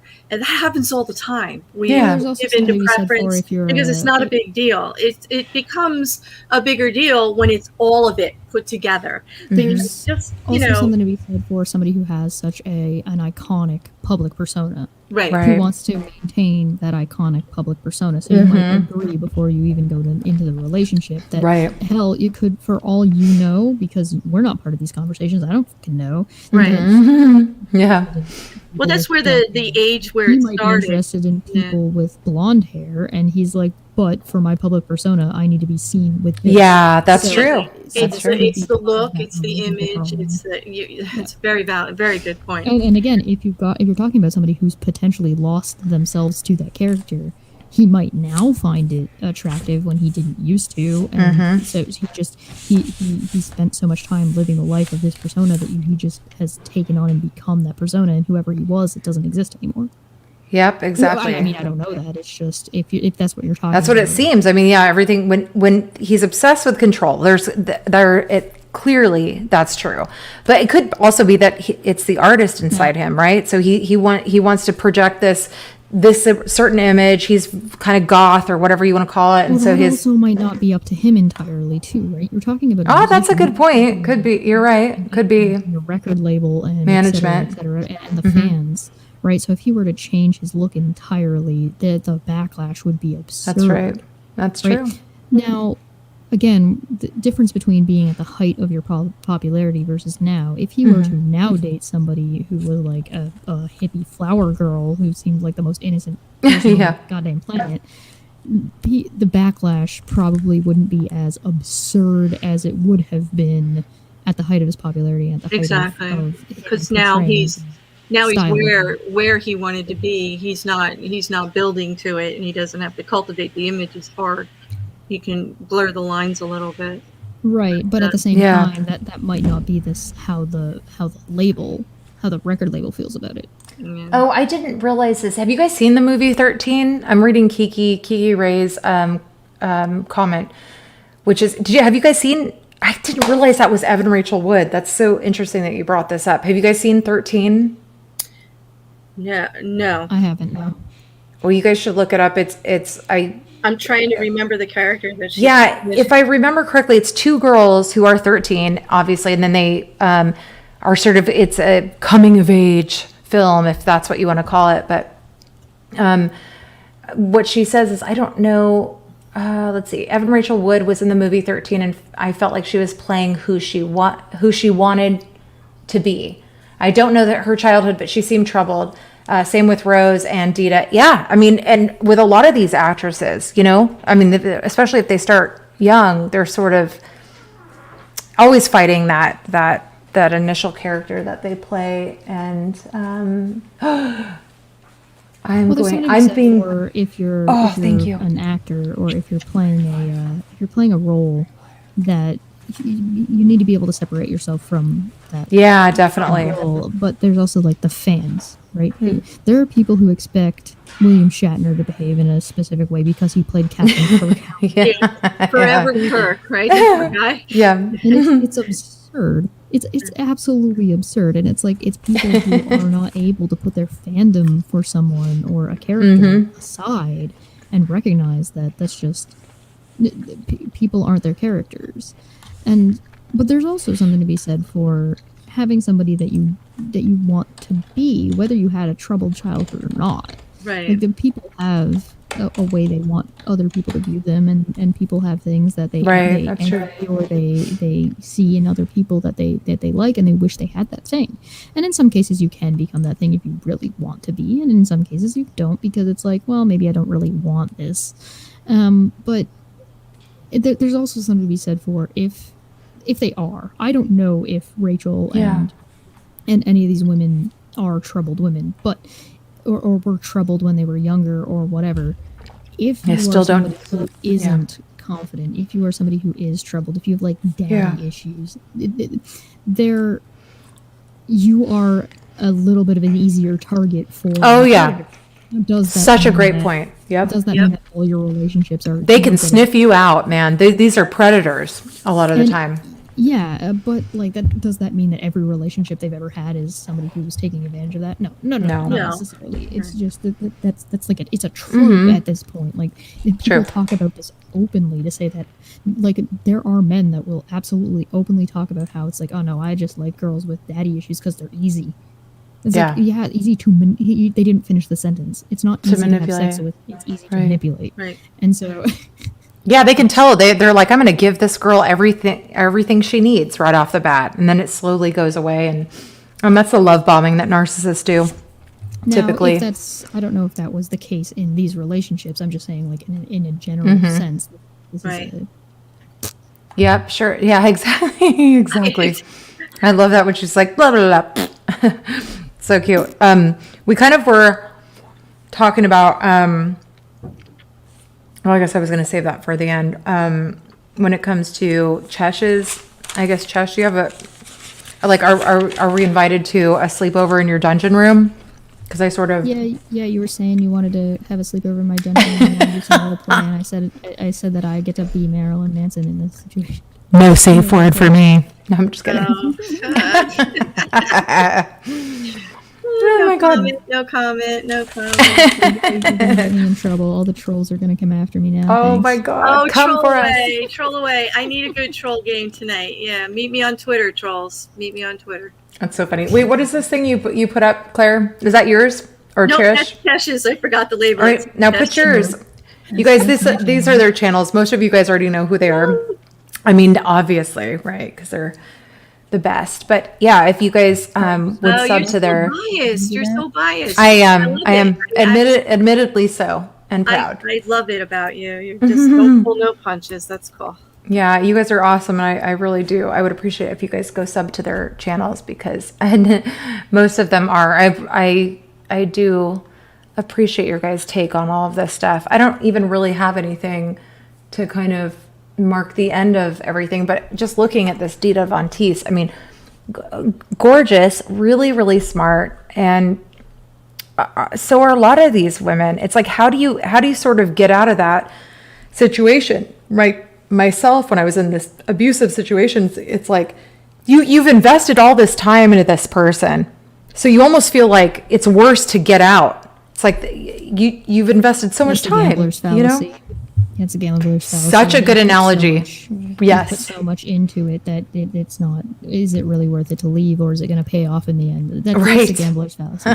That's so true. It is something you need to be aware of, because it's not like you can just stop paying, right? So if like this relationship is, if you're in a relationship, part of getting out of an abusive relationship entirely has to do with what situation you are in, and that's such a particular thing. So, like, so what true. resources do you even have? So if you any, have some resources, you can utilize those, and if you don't have resources, then you kind of are in a different situation. You have to.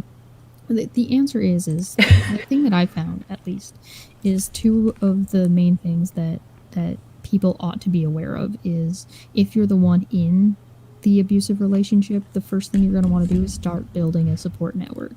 Yeah. People that are outside of that person's sphere of influence that's abusing. Agreed. Men or women, it doesn't matter. But if you can make friends, whether it be online, preferably if you can get out of the house and go to a coffee shop with those friends, and sort of start talking through that with them, and seeing if there's ways that they can help you and build yourself a support system. It's a good point. You have to kind of leave things behind. I mean, in my situation, I literally just disappeared. I was in a different state. I left everything I owned, and I just flew home, because material items are not as important as your life. And so a lot of people have kind of gone through this stuff, and it's but yeah, you raise some really good points there. I mean, especially it all speaks to me to the beginning with the boundaries and the red flags that start to appear to us before we even know what's going on. You get feelings about things. You do get, when things are happening against your will or you don't think is right, you do get uncomfortable. You just have to pay attention to those tiny feelings before a situation becomes so out of control. I do see where some situations where, especially this one, where you have a famous person, money, and a big lifestyle, you may not be there's such a power difference, though. I mean, it's not an equal. It's just like working in a company, and the owner is, and you're some little worker. I mean, there's obviously a power difference. There's also a thing to do with, if you're not the person being abused, but it's your friend, and you're seeing that. So you're already part of that person's support structure, and you're noticing that the other person is trying to pull that person away from you and their support structure. Pay attention. That's one of the first things that happens with the narcissist is the narrative of your conversation. You are exposed to less people. So true. Getting rid of your friends, your family. Yeah.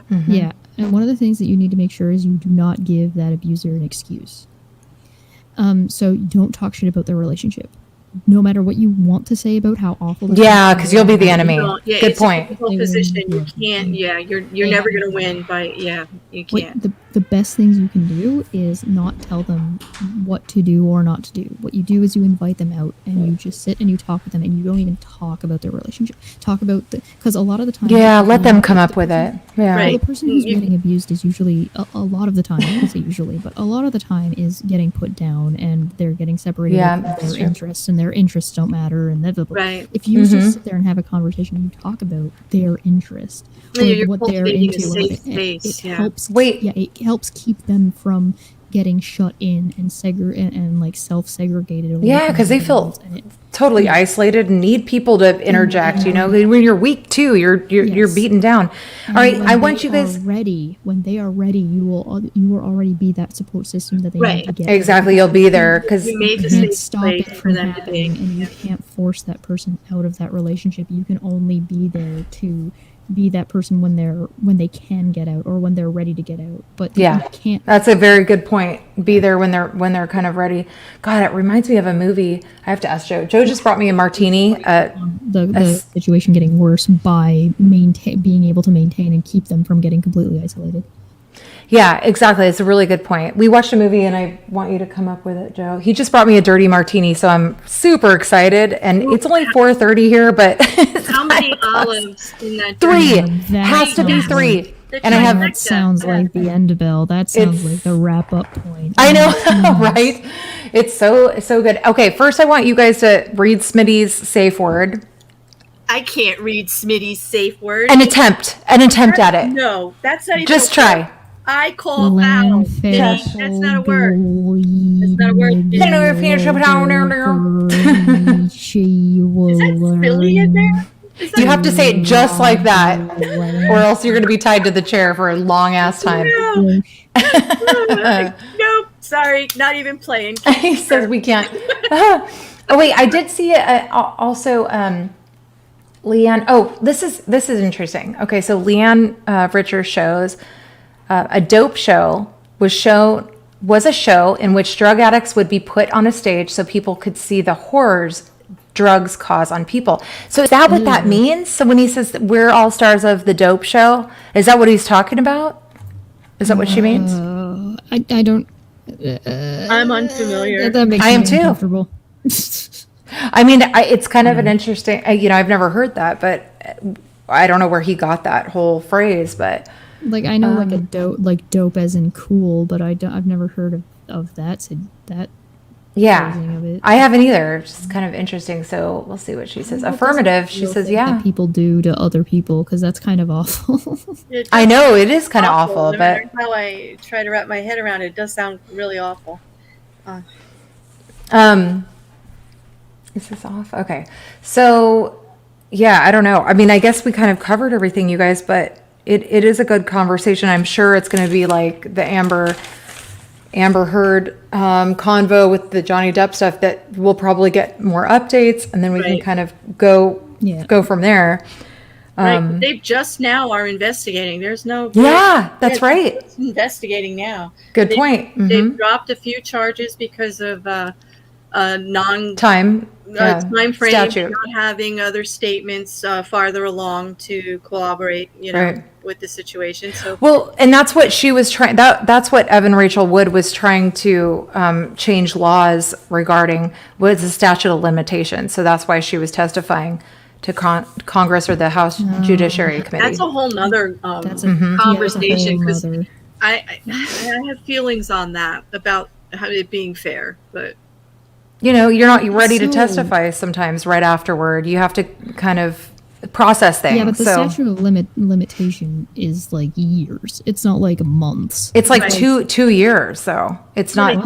Well, they could make it a little longer, but I don't want to open it up to like every bad divorce case out there where somebody's getting accused of something that happened 20 years ago. I don't want to see that. I know, and typically the judges are hip to that whole argument. They've seen this time and time again. Typically, the abuser kind of gets his ducks in a row and puts the TRO on the other person first, because they know the process and they're ready for it.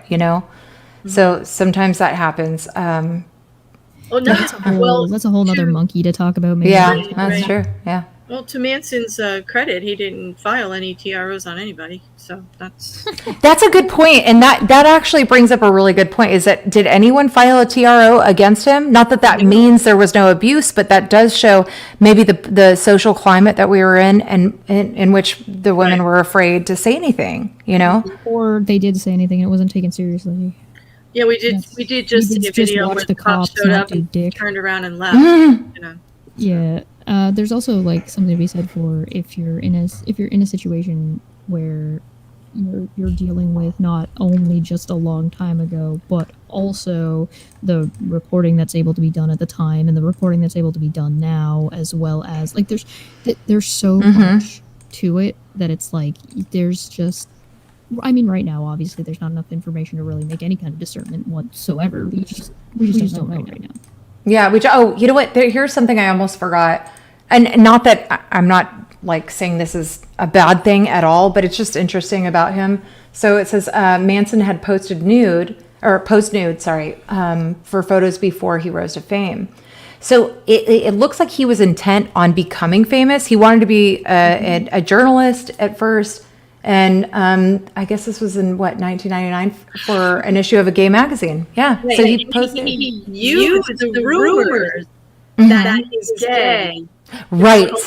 Could that be where the anger comes from then, you guys? I mean, because they say control and abuse when it comes to sexual abuse. People don't typically, it's not about the sex. It's more about the power. So that's a thought, you know? He was... hold on. You have to stop screen sharing. Wait, what? Your screen whole screen echo back. So just stop streaming or sharing. Okay. Yeah, there you go. Thank you. Okay. He was bullied in high school because they thought he had gay tendencies, and it was kind of brutal. And he also went to a Christian school, a Catholic school that he didn't do too well in with the same issues. So I found it curious that he posed in the gay magazine and cultivated all that bad rumor that he fought against and used it to propel his fame a little bit there. And yeah. I don't think there's anything necessarily wrong with taking the things that have been bad in your life and being able to twist them into something positive or use them in a positive manner for yourself. Yeah, it's positive, and he got to where he wanted. I mean, that's empowerment. That's taking your power back. As for control and bullying and abuse, the answer is we just don't know. It has to be confirmed before we can even speculate where it came from. We just don't have enough information to even go there. Plus, on top of it, it's like it's still like such a. The only person who's really going to know the answer to that is either him or a psychologist who's working. Exactly, who would evaluate him. And that may happen, you guys. I mean, if I don't know what the statute is for the different things that he's being accused of, but if that ever happens and it goes to a jury or it's settled out of court or whatever, it'll be interesting to see, you know, I mean, because obviously they would bring up his background, how he was brought up. I mean, just the fact that his mother was diagnosed with Munchausen by proxy, can you imagine? I mean, look at the Gypsy Rose story. That really, really fucks somebody up. Especially since he feels so much guilt about it now. Yeah. He talks openly about how he was with her because of this and because of what was happening, and then to later realize it was actually a disease that she had, and she didn't have as much control over the situation than it thought. He kind of didn't believe it wasn't something that was done to him, that there was another reason it happened, and he carries a lot of guilt for his own behavior because of it. And yeah, it's true that we don't know, and I'm happy to see that although he made like the way he presents himself, and at least on screen or on stage, and the music that he has made in the past, and sort of some of the stuff he said in the past does not seem to be blowing up in his face. And I think that's a move in the right direction as for like equality and equity amongst people who are victims and people who are abusers and people who get called abusers who end up being victims in their own situation. So I'm happy to see that it does. Oh, where'd you go, Chesh? Oh, there we go. Oh, wait there. Oh, it cut out for me, but yeah, I heard almost the whole thing, and that's I would agree. I mean, we're just speculating, you guys. So, right. I think they can tell we're not even speculating. We're mostly just analyzing the information we have, and it's facts. And cannot figure out from those things. So yeah, I guess it's speculation, but a lot of it's analysts. Oh my God, Kiki says that Jesus, Chesh needs an ASMR channel, and it's good. She's like, "Hello, I want to talk to." Yeah, she does. She has a good voice, huh? I did do an ASMR reading of Fox and Socks. So did you? Or something to fall asleep to. I did read a Dr. Seuss book. You did. Oh my God, that's so good. I love that. That was great. I was there for that. I thought that was wonderful. That's a good one. Yep. That is a good one. Done that. Well, I mean, that is definitely linguistic talent there, girl, because I could not have done that. she is multi-talented. Both of you guys are. Well, okay, so I guess we'll kind of expand on this as some of our commentators or the comments say. We'll expand on this later. We'll revisit this whole thing, in a little bit when we see what happens. If there's more to come, if there's more release in the news, I can only see it getting more salacious as it goes forward. Because they're actually trying to back off a little bit. The only comments I've really seen was that someone was annoyed that he just hung up every time that you met Miss Wood in his interviews. He just removes himself. He won't even respond. Yeah. And they're repeating his aggression towards the journalists a little bit, which is actually fair though. If you're in litigation, if somebody's accusing you and you might be going to litigation, that's true. Right. You don't want to talk about it. Hang up instead of trying to justify or just saying no and trying to continue the conversation. Right. Sometimes that's the best option, and he might be getting advised to do that. Yep, that's true. And to speak to his credit, they were advised ahead of time that he would not discuss it, and they just got annoyed. Oh, okay. In there, so that was quite evident in several articles that I read. That it was clear that the agents working for the interviews had said that is not going to be a topic of discussion, and whatever the reasons, whatever, and they just kept deciding to throw it in there. So I don't blame him for just hanging up and removing himself from the situation. They were being contrary. Yep. Those are good points. I mean, we'll have to, revisit things as it progresses, if anything happens with it. But he does have like 6 or 7 girls that are Can we end on a blessing towards Keanu Reeves? Yes, please, because I love him. Yes. You start, Chesh. Go ahead. Thank you all for gathering today. We would like to hold hands and bow our heads as we give thanks and bless and love towards our Lord and Savior, Keanu Reeves. Right. And we love you. We didn't mean to cast any shade on the loveliness of Keanu Reeves. But damn, I want to talk to Johnny Depp about that tattoo. Like, I'm serious. Like, I need to talk to him. He probably feels bad. Who knows where he stands with it now? He may feel bad about that now. How do I got to get in touch with him. I want details. I want to know. I hope beyond hope. I just hope beyond hope that nothing bad ever happens to Keanu Reeves ever, and Keanu Reeves continues to just be awesome forever. And I really hope that I never have to have this kind of discussion that has Keanu Reeves at the center of it. So, never again. I think we have to rename the street. All hail Keanu. We have to rename it. The man hover hands. The man hover hands. He is an absolutely adorable soul, though. I mean, that's a good one. Yeah. Sorry. He's a good dude. Period. I'm a fan. I can't help it. I like good people. I know I should never have mentioned his name in the same damn you sense. I'm a good fan. Him and Johnny, those are you can tell they're good dudes. So, but anyway, so I guess I didn't entirely buy Johnny Depp or Amber Heard, to be fair, because he seems kind of like a bit of a crazy person. I think, well, he's an addict. He was an addict. He was. Yeah. He owned it, though. He is that asshole. Yeah. I mean, he admits to some pretty bad behavior. But there's a difference. He owns it. He's not playing that manipulative little sideways game like, I'm so innocent, it couldn't possibly be me over here. Yeah. No. But I don't see that with Keanu Reeves. Things if he does things, but he also like goes out of his way to not do things, and it's just like, he's no. Okay, I'm gonna put my Fox and Socks link in the chat because people are asking for it. So here you go. Wait, what's happening? Did you find it, Chesh, or do you need me to go look?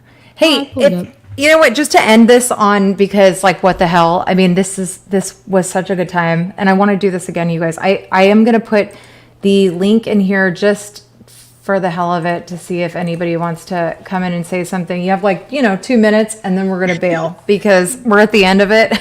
But if anyone wants to, I want Smitty to come in and say the safe word. Okay. He typed it, right? He needs to I come mean, in and say the safe word if he's going to type that. Everything about this is a terrible idea. Well, it's not OBS, so they can't come in any other time. So we already like kind of went over that. When it's StreamYards, they can't do StreamYard anything. ends immediately when the stream ends. There's no way to get into your There's no computer. way. They're just going to get up in the internet somewhere up there in the clouds and mess around, but they won't be I'm behind more just thinking somebody's gonna come in and we're gonna have a whole nother 3-hour long conversation. Well, you guys, and we're those girls. We will hang up on you. Yeah, we'll hang up because it's already been almost 2 hours. Oh, Lacey says, let's hear the safe word. All right.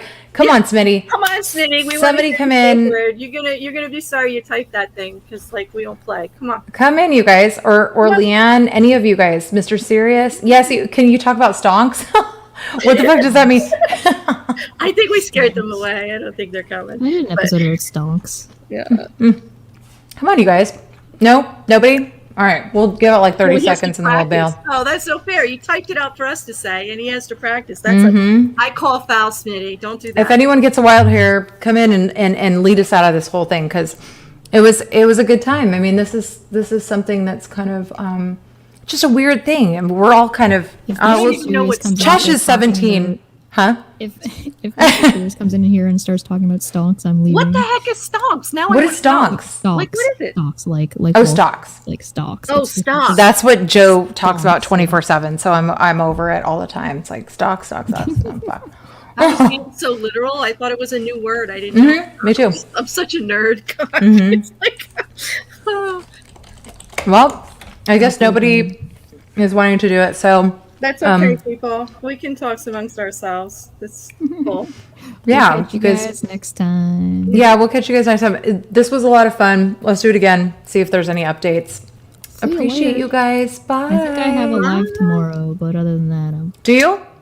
Yeah. Oh wait, but I gotta think. What does Smitty say? What will you do? What will you do to me if I fail to say the safe word? Oh, you can only you'd only know. You would only know. Yeah, you'll find out when it happens. Yeah, that's it. I don't know if you've heard about this dungeon that Marilyn Manson has. Life is what girls do. Oh my God, these comments are awesome. All right, none of you guys want to come in and say anything? Lead us out? No? Okay. Mr. Serious says, I'll let you ladies finish. I'm a gentleman.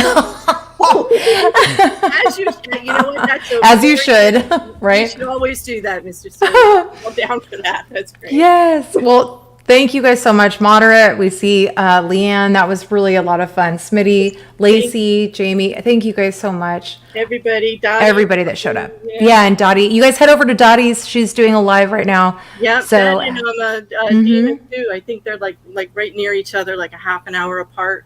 Oh, cool. Yeah, go see what she's gonna have some kind of upbeat games and stuff like that, which we all could use. It was so funny last night. It was trying to understand lyrics that people are saying and how people misinterpret them and the funny things that come up, and trying to get like Siri or Alexis to figure out what the words are. Yeah, my sister does that constantly. We have games that we play where she'll just try and say what the lyrics are, and we have to figure out what the hell song she's talking about. But you know what? We played that on Twitter a couple of weeks ago. Well, probably one of the reasons I got banned for a day or two. We were copying lyrics in from songs, and you had to guess them and go grab the YouTube video and play it for put it in there for everybody. It was actually quite fun. Yeah, it is. It's, you know what? It's good. It is in this community right now. There's so much ugly stuff. There are a lot of people that are sort of questioning a certain attorney's efforts. I guess I shouldn't go there. Okay, I won't. Well, but don't bash my friend. Now, let's not talk about my friend there. I love his briefs. I'm a fan. Who are you talking about? No, I'm not bashing anyone. What do you mean? Yeah, no. I mean, we're not going to bring it up for anybody to do it because, let's leave them. Let's let them, do what they need to do. On their level. I was just thinking, last night, you know what I did, Karma? I posted a potato. What kind of potato are you on Twitter? It got a lot of traction. People were actually telling me. It was cool. I just appreciate that we're able to have a conversation about heavy topic, but still be able to be a little bit lighthearted. Exactly, kind of laugh about exploded. it. Yeah, totally. It's a serious topic, and I appreciate everybody in the chat, like going along with it and helping us with the questions, and giving us their point of view without judgment and harassment and all that other stuff.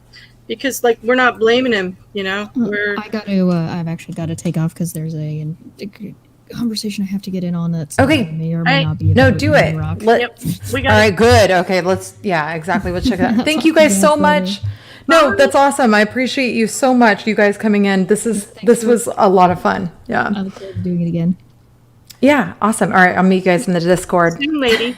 All right, so go check out the Discord, Claire. I'm going. See you guys. Bye.